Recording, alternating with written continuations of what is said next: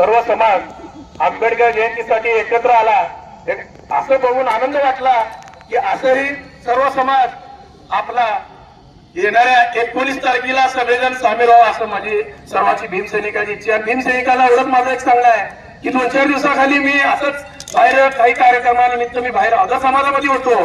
त्या टायमाला लोक म्हणत होते की तुमची जयंती 21 ला आहे का 19 ला आहे. मी त्यांना उत्तर काय म्हणलो माहित आहे का, मी माझ्या शाब्दिक उत्तर दिलं नाही.